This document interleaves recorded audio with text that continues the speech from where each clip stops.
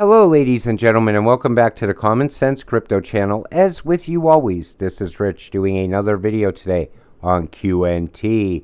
But before I get started, please click the like and subscribe button as it helps this channel grow very quickly. So we're looking at QNT, and at the time of making this video, it's up 2.89%. And we're going to take a look at a couple different things about QNT. So let's start with the QNT Over Ledger.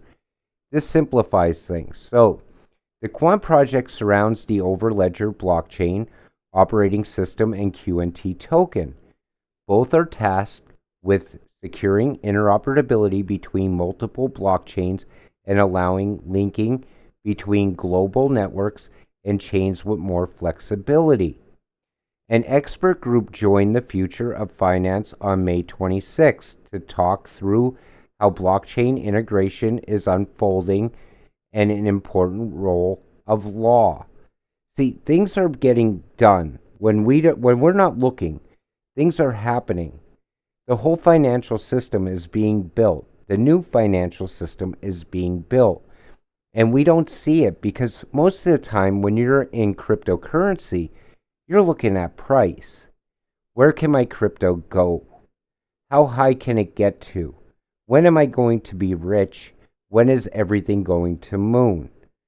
But we got to look at how it's getting built in the background because this is going to show you what's coming.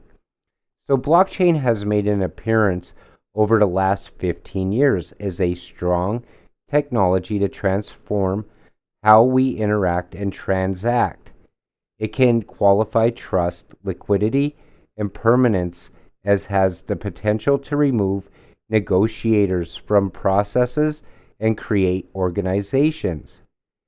And then we see this. We put a gateway in front of the blockchain. That way, two blockchains can talk to each other through their gateways, but also talk to legacy applications and traditional applications through that. In other words, it will tie to the legacy system. See, they're going to bring out a whole new financial system, but the legacy system can't just disappear. It has to remain there while things are still getting built. Things are still getting tied together. QNT is great for that. Then I keep seeing the QNT and XRP communities raving about this report recently published by the BIS CBDC. And if you look at this, this is the whole system, how it's going to work. And if you look at it, you see open banking, credit cards, cash, smart contracts, electronic money, wallets, tokenized assets, tokenized deposits, retail CBDC, retail fast payment systems, wholesale CBDC, correspondent banks. And this is how the whole system works, how it's going to talk to each other. So the whole system is literally being built. But yet, if you go to Twitter and you do a search on CBDC, you're going to get a whole bunch of people that say, oh, well, yeah, that's years down the road, like something like 2050. No, this is happening right now. And a lot of people will always tell you that Bitcoin is going to be what we're gonna run on, and that makes no sense. We know Bitcoin's slow, we know it's not efficient in any way, and it's cost a ton of money. Anything that's going to be built, like when you're building a whole new financial system, okay, a global monetary ecosystem, you have to have speed. It has to be green, and it has to be cheap, because that we don't want to go backwards. Bitcoin is old technology. Stuff like QNT and XRP, XDC, they're all new technology.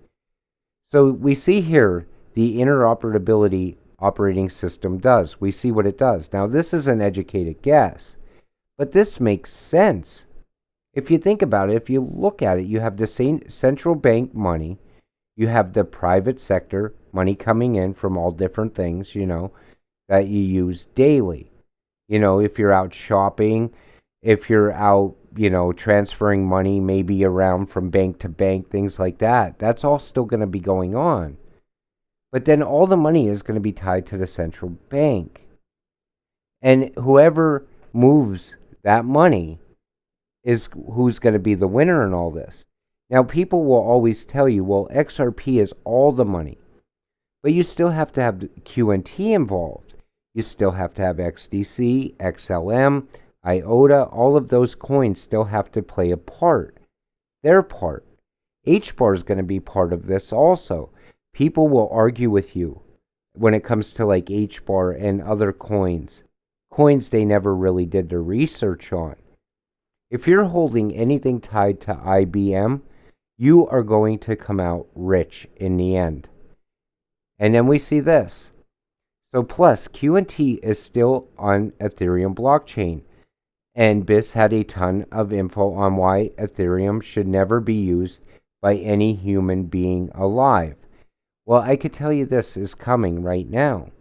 Is there going to be a distinction between an F asset linked to Flare but runs its own network and a Flare 20 token like, say, Gala, QNT, or RSR, providing a means for ERC-20 tokens to migrate?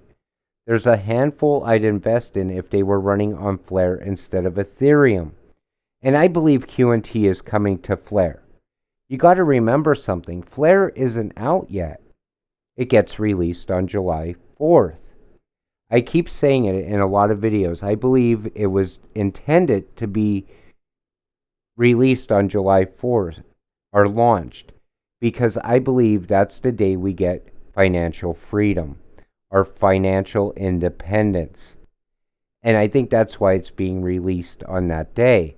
You got to remember, it connects everything. And I believe QNT will probably instantly transition over to Flare because it's part of the new system. Imagine if XDCs and QNT migrate to Flare network. XRP Ledger, Spark, ditch Ethereum. And that is what I see happening. I believe Flare is going to replace Ethereum. And I believe a lot of coins are going to move very fast to Flare. Why? People are tired of the gas fees. And that's just reason number one. It seems like we are here to watch a seedling grow into a tree. The seed of the Internet of Value will never stop growing. And what is that? We see it right here. It's going to be QNT. And that is the whole system. And remember, I always tell you, anything tied to IBM. Why? Because it's part of ISO 222. But we see a lot of other things there also. Bank of America. We see Ripple in there. It all comes together. It's all going to be tied together. And people that don't understand this or aren't even looking at this, and they're just investing blindly into meme coins and Bitcoin and Ethereum, they're going to be really wishing they would have looked at this instead. The ISO 222 coins. We're about to get very, very rich very, very soon. And we're about to get passive income and generational wealth, in my opinion. So, oh damn, that picture is an adult version of the Internet of Value. And that was what I just showed you. I believe QNT is going to easily flip Bitcoin. I believe it's an easy 5-digit asset. It has very little, supply, and they're not making more of it. So there's not going to be an inflation with it either. So QNT, XRP, XLM, Algo, XDC, cross-border payments, November 2022. ISO 222 countries migration timeline. And if we look at this, right? Now, how can you say the US is not going to happen until 2023 to 2025? Because these are live now. It's already happened. So the US has to play catch up. And I think we could cut a year off of that at least. And I say that in almost every video. Now that Russia has a CBDC, the US has to rush to keep up. If not, we're going to be left behind. So any kind of timeline that people give you, you could deduct from that. If you go on Twitter, people are saying, well, I'm going to wait till 2030. I'm not seeing this happen till 2030 and beyond. It's like, no, this is happening now. November is going to be huge. So Quant price prediction 2022 to 2031. Is QNT a good investment? Let me tell you this.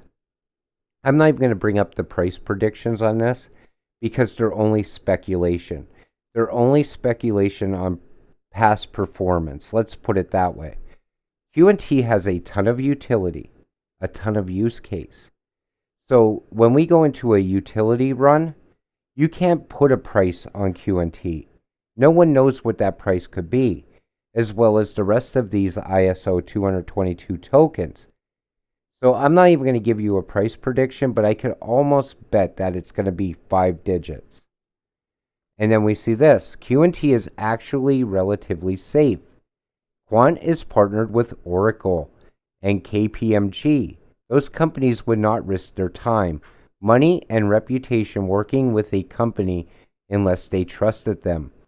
They know Quant will be fine once regulation hits. And that's what it comes down to, everyone, is regulation. If whatever crypto you're holding can pass regulation, your investments are all going to be fine, and they are going to make you rich. With that said, I'm going to wrap up today's video. I want to thank you all for watching. We'll see you in the next one. Have a great night.